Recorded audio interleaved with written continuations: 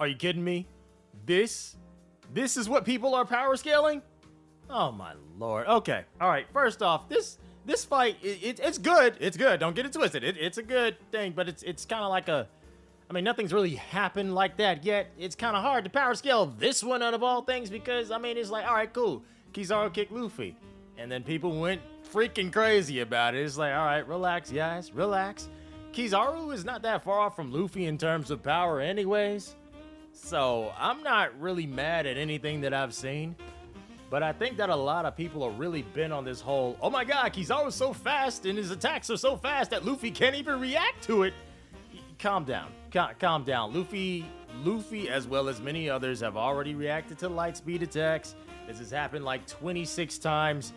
Probably more, to be honest. It's happened too many times, honestly. Why does everybody ignore this?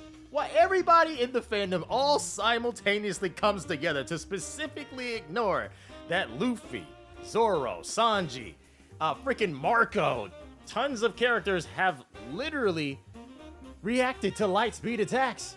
This happens like every hour. Come on, man. Now, I know people would call me crazy for saying this, but it might be a little bit possible that KIZARU is Yonko level. Okay, I'm just saying it might be possible that he's Yonko level. Because, okay, what do people call a Kainu? Right? Do people still think a Kainu's like Admiral level, or do they think they're a tier above being Yonko level? Like, what do you think?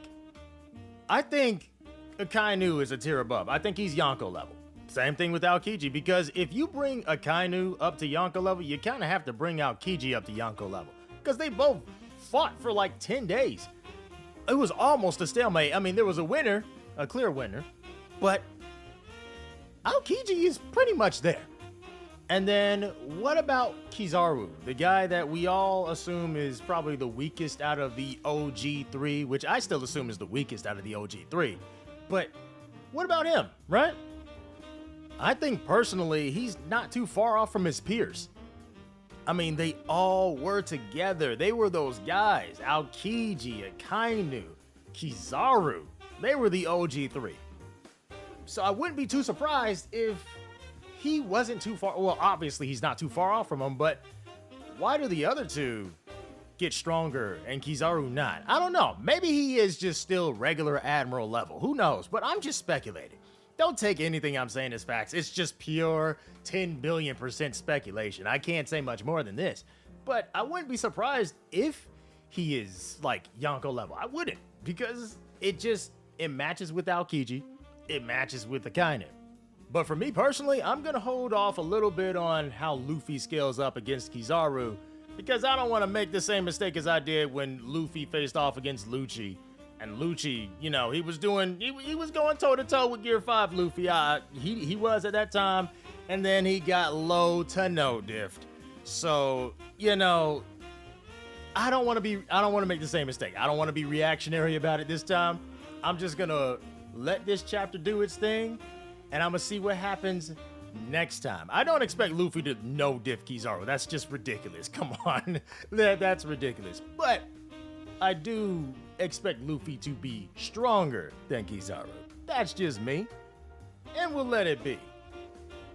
Speaking of Yonko level, Kainu. Oh my god, I was so happy when this man freaking showed up. I kid you not. I kid you not. When I saw this man, I was like, finally, you got away from that desk. And he went to Mary Joyce or Mary Joie or whatever you jokers call it. But then he started fighting Kuma, and then he ripped his face off. There going Kainu. He ripping people's faces off again. That's my goat. That's my goat of goats, goddamn. Let's get it.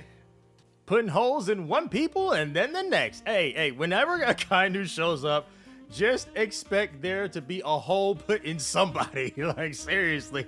And literally, like, it was Ace. Then he put 2 in Whitebeard.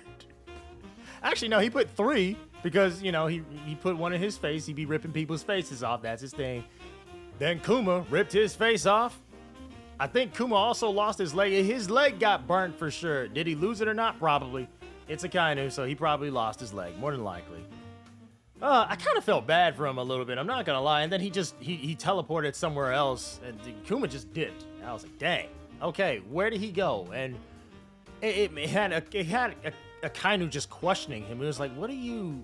You don't have like a soul and stuff, a personality. You don't have a will of your own. You're a shell. So where do you have to go? And honestly, that's something we've been asking for the past. How long has this arc been going? Jesus Christ. I don't even know. It's been a minute. I mean, we gotta count in all the breaks and this, that, and the other, and yada yada. But Akainu's still goated. That's all we need to know about this scene. That's all we need to know. We're done. That's it. He got away from the desk. We have won, ladies and gentlemen. Now, another thing I wanted to point out was this scene here with Bonnie. So she does this attack against KIZARU called Timely Thrust. Yeah, I'll give you a timely thrust. Hey, look, as you guys all know, Bonnie is one of the best girls in all of One Piece. One of, not the best, but one of the best girls in all of One Piece. In terms of smashing, even though it's quite possible she might be a minor, but we're just going to ignore that for now until it's confirmed so I can feel good about myself. As we all should know, there are two different categories of best girls. There's the category of best girls in which you like because of their character and personality. And then there's the type of best girls that you just want to smash. Robin goes #1 at both. God. I'm sorry, I forgot. What was I talking about again? I forgot my whole point. It was something about thrusting. Oh, right. The point that I was trying to bring up was that I would bang Robin. But essentially, Bonnie gets knocked right out of the dome. And so, that makes me curious. Did KIZARU kick Bonnie, who is actually Katarina Devon, or is this actual Bonnie? And if this is actual Bonnie, is she going to run into the Blackbeard Pirates or get kidnapped by them and then they replace her? I don't know.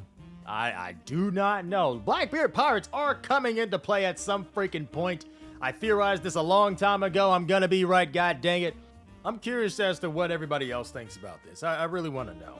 But also, one last thing I want to bring up is KIZARU he's been going through it. Mentally, this man has been going through it because he's like, please don't make me hurt any more people that I care about than I already have. And he even kicked Luffy through the Vega Force 01, something that Vegapunk cared about so much. He even had like a flashback of Vegapunk being super enthusiastic about creating it. And I can tell like KIZARU is going through it right now. I guess this is his form of uncertain justice. I don't know. I mean, he's pretty much certain that he's going to do it, but he's like, he doesn't want to do it. Is this what it is? Is this why it's called uncertain justice? Because I kid you not, I have no idea why KIZARU was called this. Uncertain justice. I have no idea. I just have theories, speculations, but I'm getting a hold onto something more so now. I also like how Frankie whips out a radical beam right up against KIZARU as if it's about to do something. Like, oh yeah, let me use the power of light against the light man. It's like, okay. All right, Frankie, have fun dying, but I know he was doing it basically out of like emotion, but at the same time, you're looking at him like, all right, that's kind of stupid, but do you, bro? Go ahead, see how that works out for you. But long story short, Luffy goes Gear 5, and crazy thing is that he goes through the lasers twice. He goes through the barrier twice, so that he essentially, that's why he's all scuffed up, because KIZARU kicked him through, and then he got shot by the lasers through the barrier lasers once again. And then he was like, all right, now I gotta go back through the barrier. So he got owned by the barrier a second time. And then he goes into his giant Luffy form, which I love it when he goes giant Luffy. And I think he called it Gigant. He just calls it giant. Gigant, whatever, right? So he just grabs KIZARU right then and there. Everybody else's eyes pop out. And then KIZARU's like, oh, so that's your form. Okay, I see. Okay, so this is Mr. Joy Boy, the sun god. I gotcha. This is going to be an interesting fight. But arguably the most interesting thing that happens is the ancient robot that we saw a while ago, awakening due to Luffy's heartbeat. because, you know, his heartbeat goes at like a drum beat, right?